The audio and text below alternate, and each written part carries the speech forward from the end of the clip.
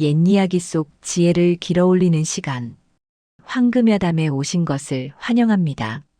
오늘 밤은 어머니를 찾아 천리길을 달려간 소년의 이야기를 들려드릴까 합니다. 바로 시작합니다. 하늘도 무심하시지. 그의 겨울은 유독 길고도 잔인했습니다. 첩첩산중 강원도 어느 이름 없는 산골 마을. 웅크린 초가집 지붕 위로 내려앉은 눈은 녹을 줄을 몰랐고 마을 사람들의 마른 기침 소리만이 얼어붙은 대기를 위태롭게 흔들고 있었지요. 8살 배기 은우는 차가운 구들장 위에서 제 작은 손발을 비비며 누워 있었습니다. 뱃속에서는 며칠째 꼬르륵 소리조차 멈춘 지 오래였고 눈앞은 핑핑 돌며 노란 꽃이 피어오르고 있었지요. 그때였습니다. 부엌 쪽에서 들려오는 나지막한 울음 섞인 소리. 어머니. 은우가 힘겹게 몸을 일으켜 부엌 문을 열었을 때 어머니 연화는 아궁이 앞에 멍하니 앉아 있었습니다. 붉기 하나 없는 아궁이에는 생채기 난 어머니의 손가락 끝에서 떨어진 핏방울만이 선연하게 맺혀 있었지요. 배고픔에 눈이 뒤집힌 자식을 위해 제 살이라도 베어 먹이려 했던 것일까요? 어머니는 마른 구역질을 하며 텅 빈 솥단지를 부여잡고 소리 없이 울고 있었습니다. 은우야, 자거라. 내일은 배불리 먹을 수 있을 게야. 어머니의 목소리는 갈라진 논바닥처럼 푸석했습니다. 하지만 그 밤 어머니는 잠들지 않았습니다. 희미한 호롱불 아래서 어머니는 밤새도록 은우의 해진 바지 저고리를 꿰매고 또 꿰맸습니다. 바늘귀가 보이지 않아 눈을 비비면서도 바늘에 찔려 손가락 끝에 피가 배어 나와도 멈추지 않았지요. 어머니의 낡은 골무는 어느새 붉은 핏빛으로 물들어가고 있었습니다. 은우야, 이 골무를 잘 간직하거라. 엄마가 보고 싶을 때마다 이 골무를 쥐고 있으면 엄마 마음이 너에게 닿을 게다. 어머니는 은우의 손등에 따뜻한 눈물 한 방울을 떨어뜨리며 갓난아기 때 입혔던 쿰쿰한 젖비린내가 남은 낡은 베넷 저고리를 은우의 보따리에 깊숙이 넣어주었습니다. 그것이 마지막 선물인 줄도 모르고 은우는 어머니의 품속으로 파고들며 까무러치듯 잠이 들었습니다. 하지만 새벽의 정적을 깨뜨린 것은 자애로운 어머니의 목소리가 아니었습니다. 마당으로 들이닥친 거친 사내들의 발소리, 그리고 억척스럽게 열리는 살인문 소리였지요.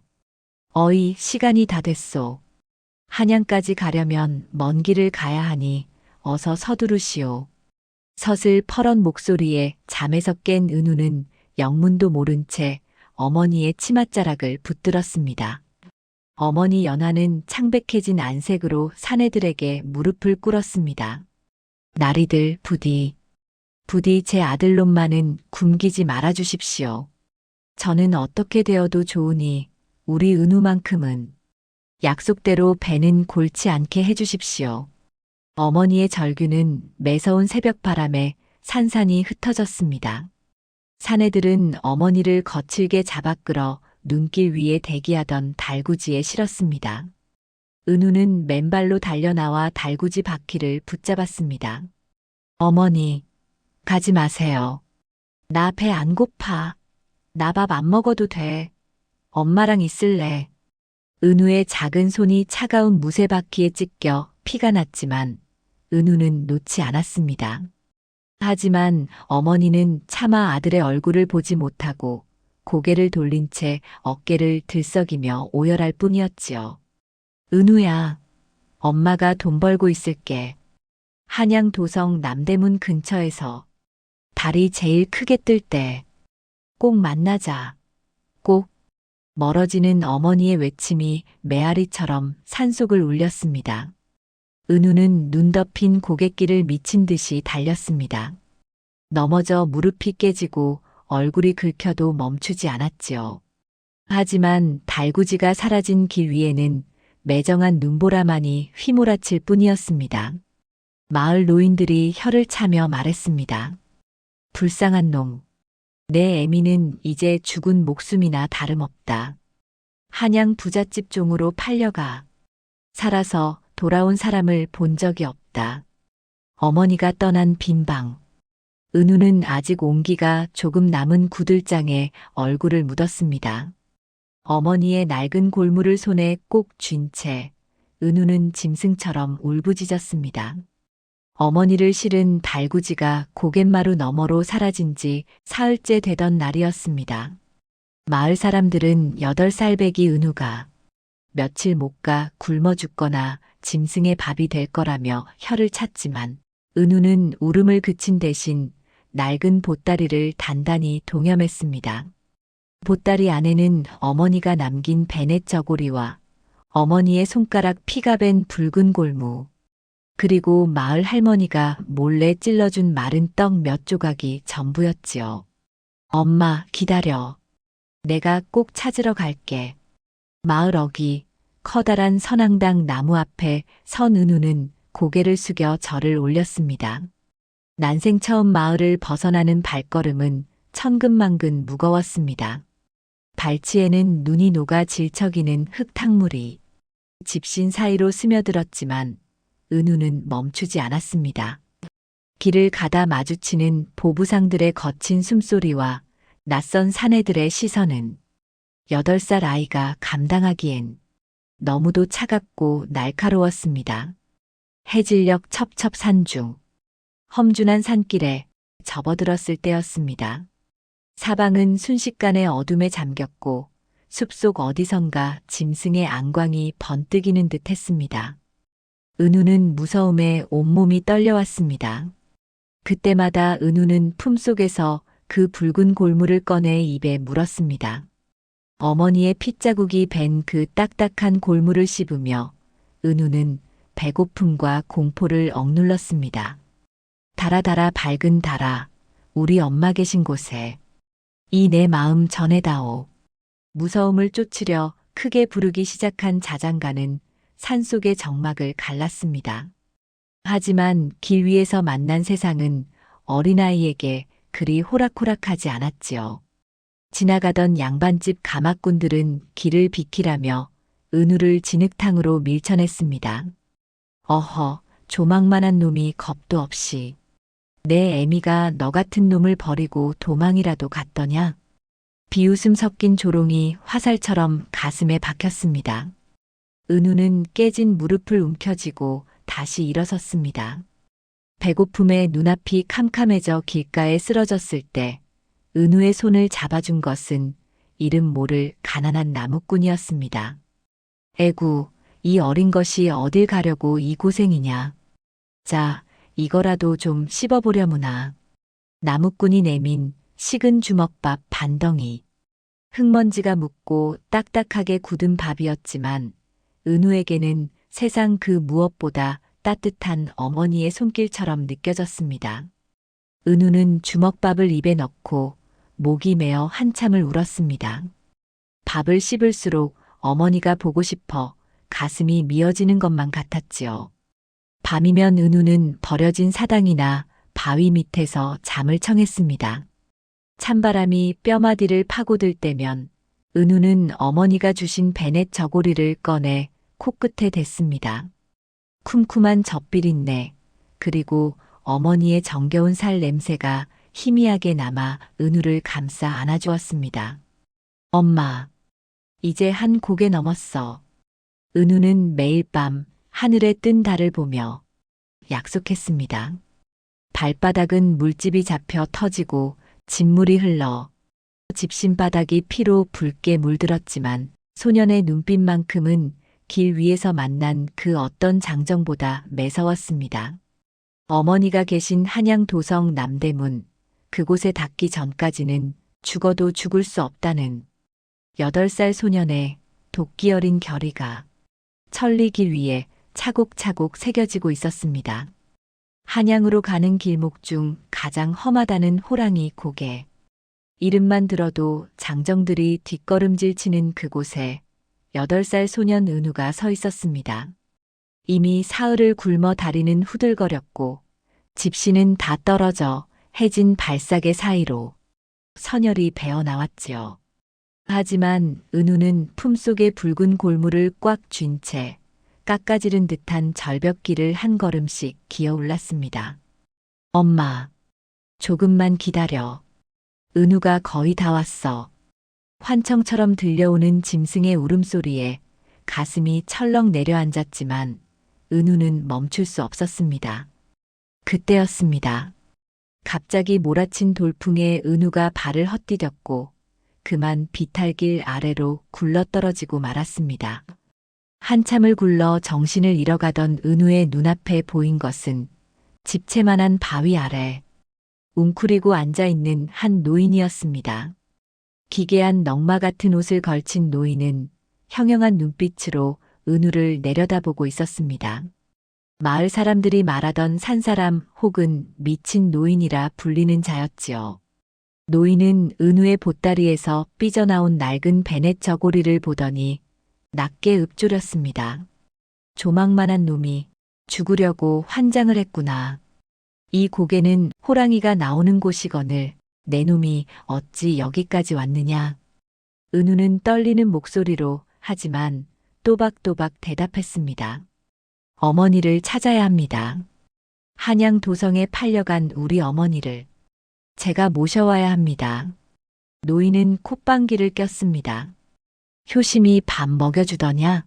한양은커녕 오늘 밤 이 추위를 견디지 못하면 너는 얼어 죽게 될 것이다.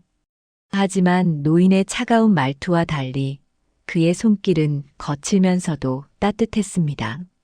노인은 이름 모를 사냐초를 짓이겨 은우의 터진 발등에 발라주었고 품속에서 딱딱하게 굳은 말린 고기 한 점을 떼어주었습니다. 은우가 허겁지겁 고기를 씹으며 눈물을 흘리자 노인은 먼 산을 바라보며 나지막이 말했습니다. 내 아비도 너처럼 나를 찾으러 길을 떠났었지.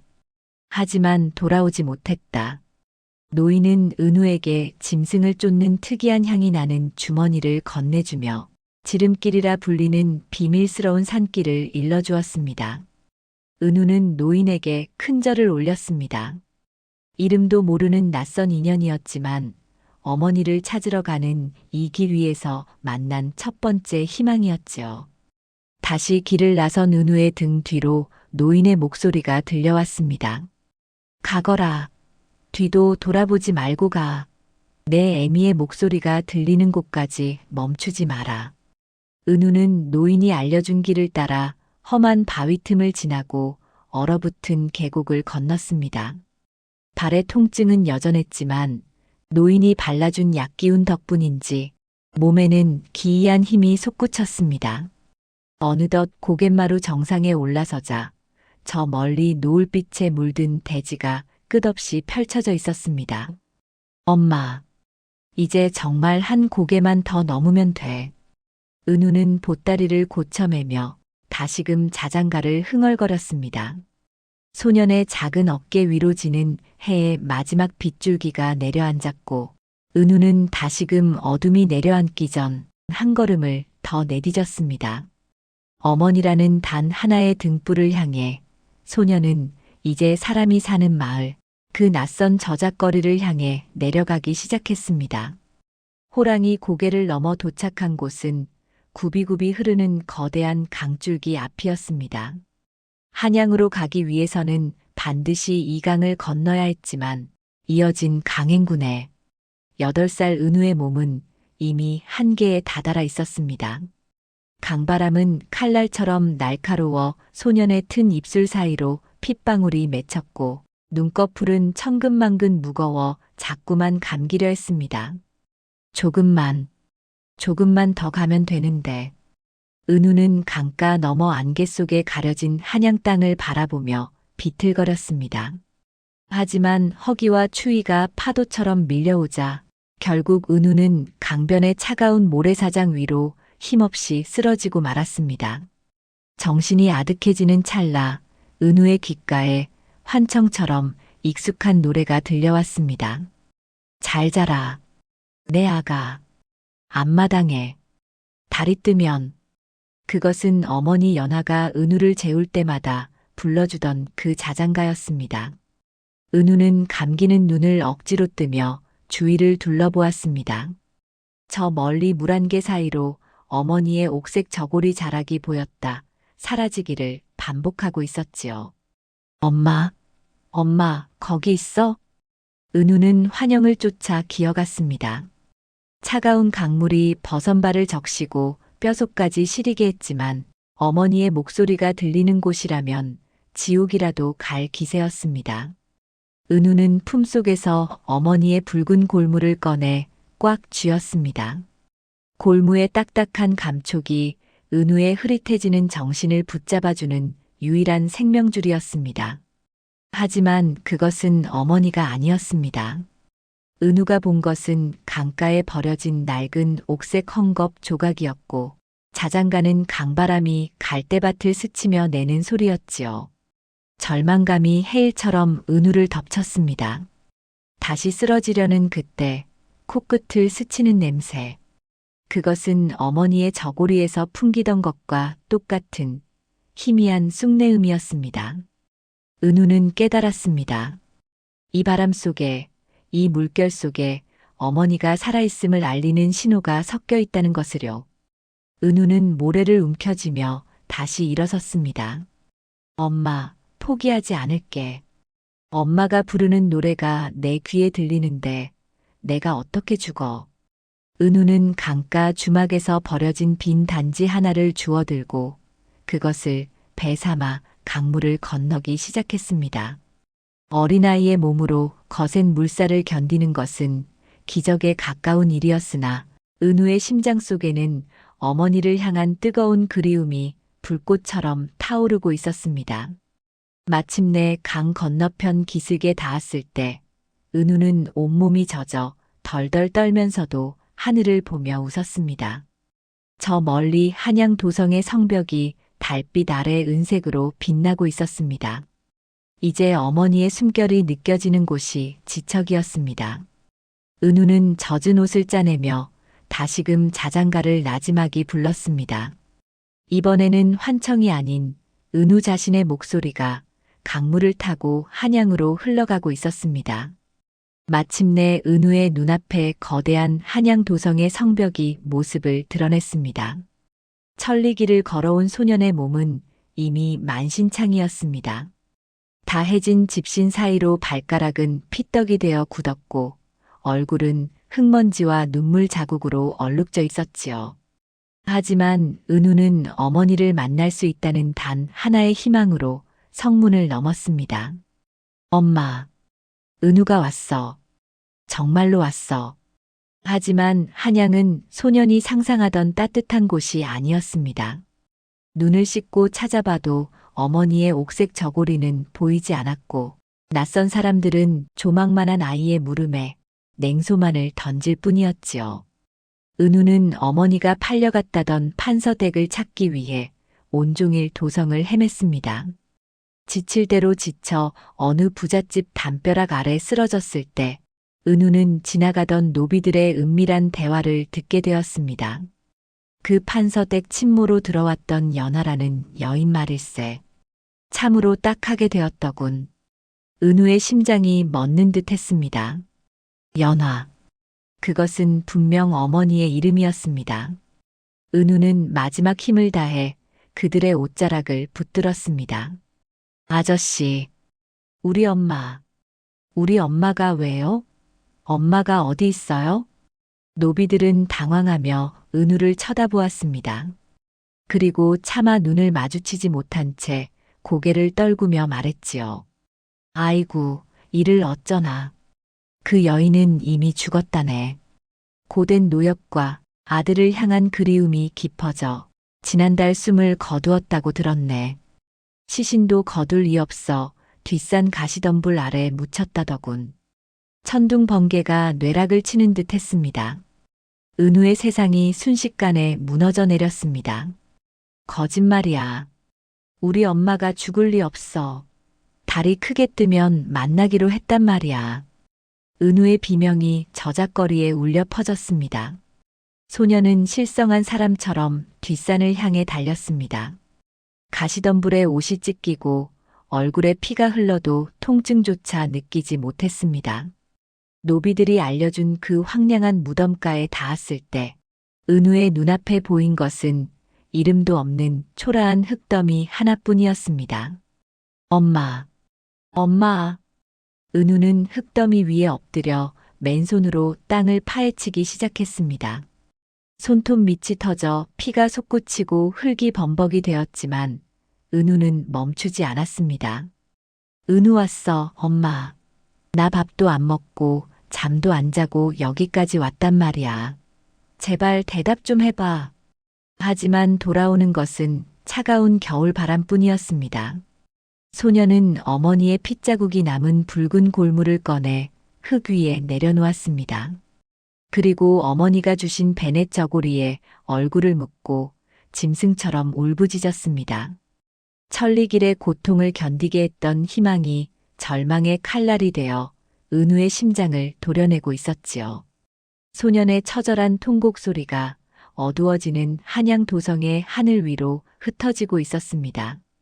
맨손으로 흙을 파헤치다 피투성이가 된 채 정신을 잃은 은우. 얼마나 시간이 흘렀을까? 은우의 뺨 위로 무언가 차갑고도 부드러운 것이 내려앉았습니다. 그것은 하늘에서 내리는 눈송이가 아니라 무덤과 바위 틈에 위태롭게 피어난 작은 하얀 꽃잎이었습니다. 엄마, 엄마가 꽃이 된 거야? 은우는 흐릿한 시야를 비비며 일어났습니다. 그런데 그 순간 은우의 눈에 기이한 광경이 들어왔습니다.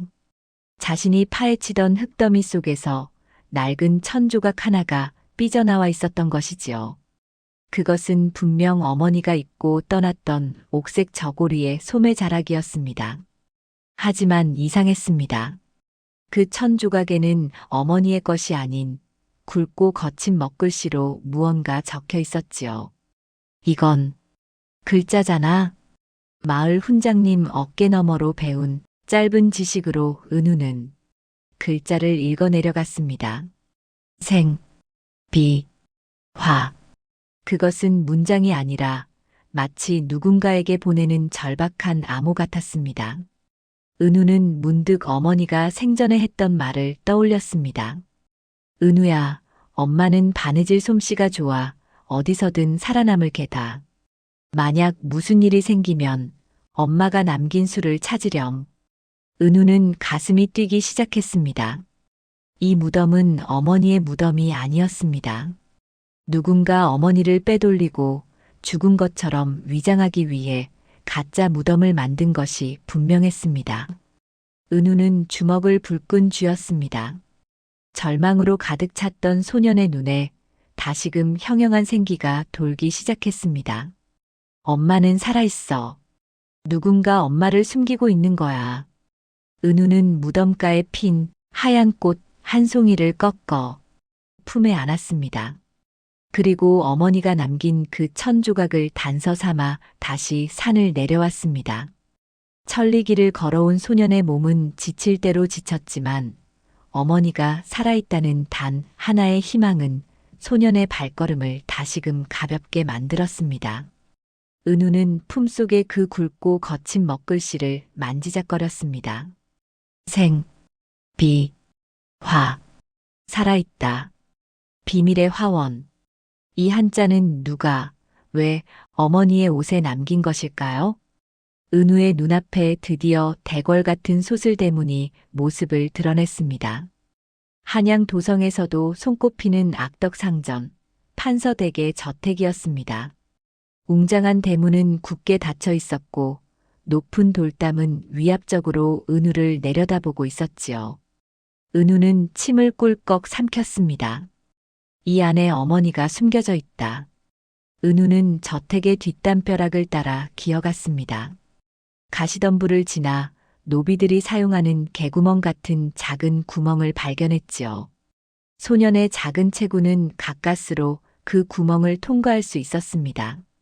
어둠을 틈타 저택 안으로 발을 딛는 순간 차가운 공기가 소년을 엄습했습니다. 저택의 앞마당으로 들어서자마자 은우의 눈에 들어온 것은 고관대작들의 화려한 안채가 아닌 노비와 식객들이 거처하는 행랑채의 낯선 풍경이었습니다.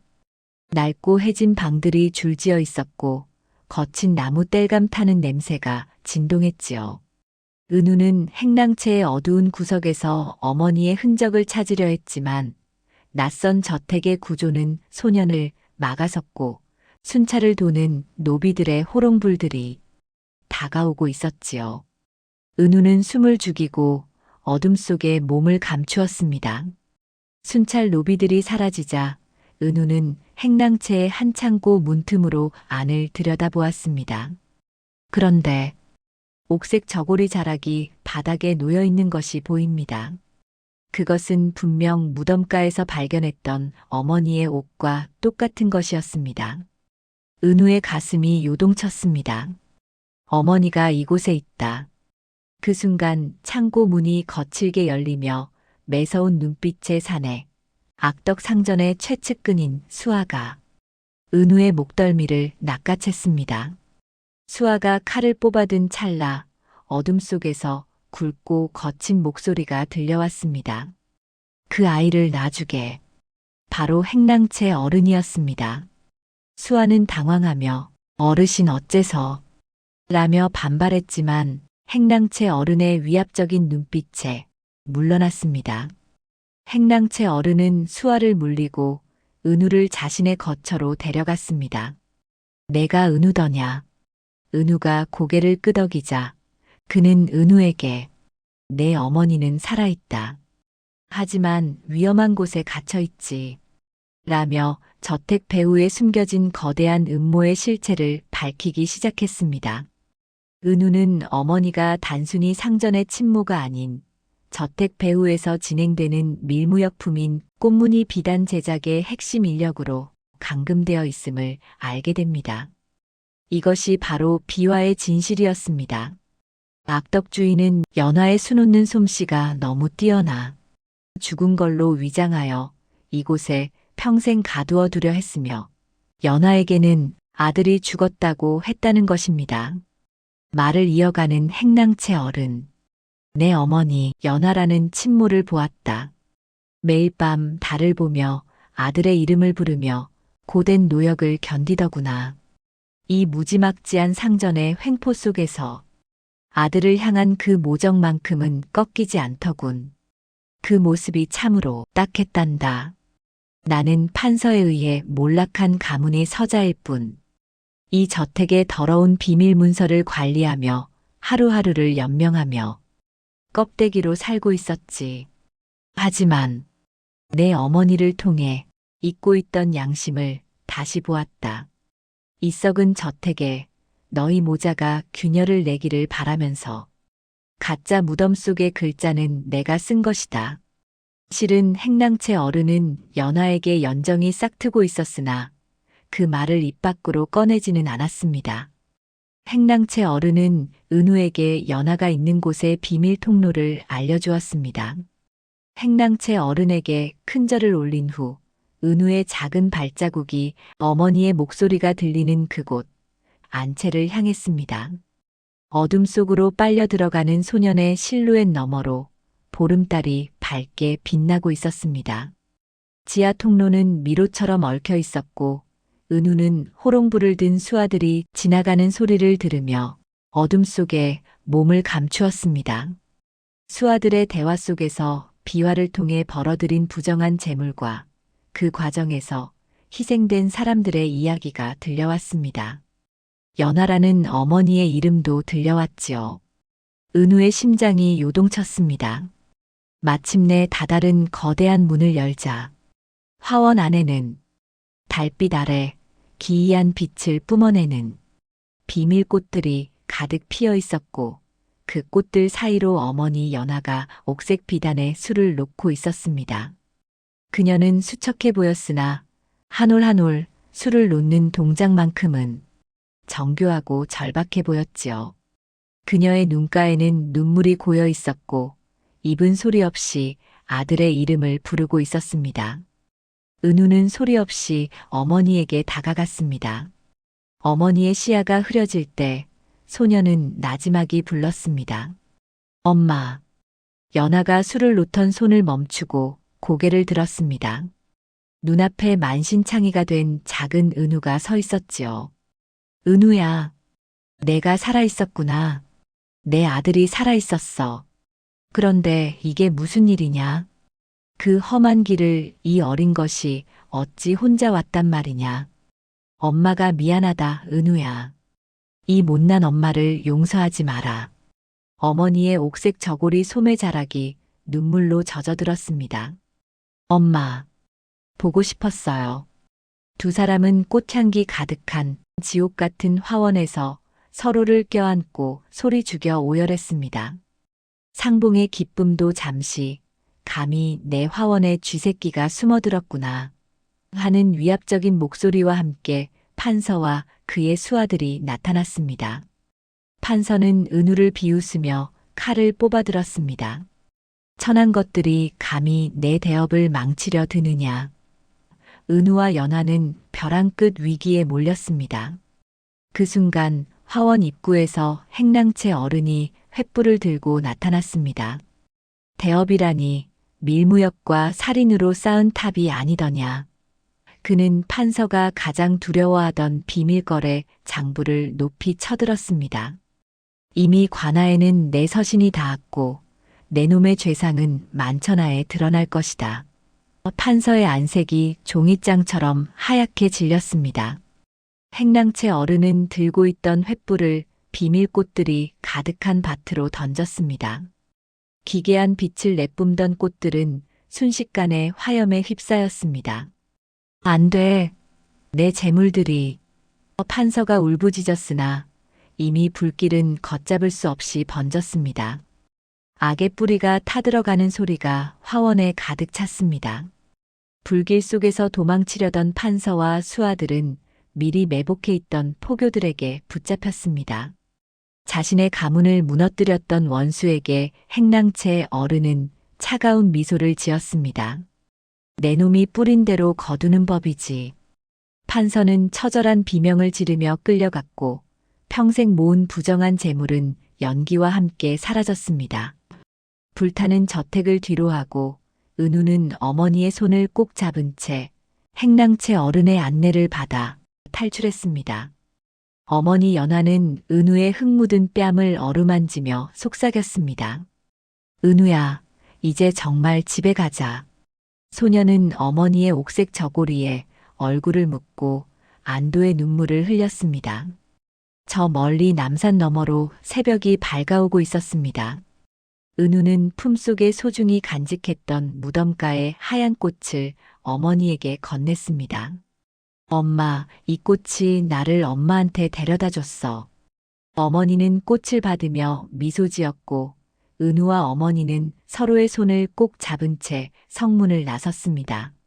보따리 안에는 어머니가 정성껏 수놓은 새 버선과 은우가 소중히 간직해온 붉은 골무가 담겨 있었지요. 그리고 모자가 굶지 않고 살아가길 바라는 마음으로 모자 모르게 행랑채 어른이 몰래 넣어둔 자금이 들어있었습니다. 엄마, 이제 우리 집으로 가자. 산골 마을 우리 집으로. 그래, 은우야. 이제 다시는 내 손을 놓지 않으마.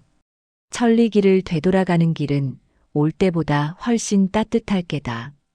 두 사람의 그림자가 길게 늘어진 길 위로 은우가 그토록 불러왔던 자장가가 이제는 슬픔이 아닌 희망의 가락이 되어 울려 퍼졌습니다. 글을 마치며 행랑채 어른이 궁금해집니다. 그가 산골 마을로 모자를 찾아갔으면 하는 마음도 살짝 드네요. 오늘의 이야기가 여러분의 마음에 잔잔한 파동으로 남기를 바랍니다. 자식을 향한 어머니의 사랑과 어머니를 향한 아이의 지극한 정성이 만들어낸 기적 같은 재회. 이 먹먹한 여운을 계속 함께하고 싶으시다면 구독과 좋아요로 황금여담의 손을 잡아주세요. 꿈결 같은 편안한 밤 보내시길 바랍니다. 지금까지 황금여담이었습니다.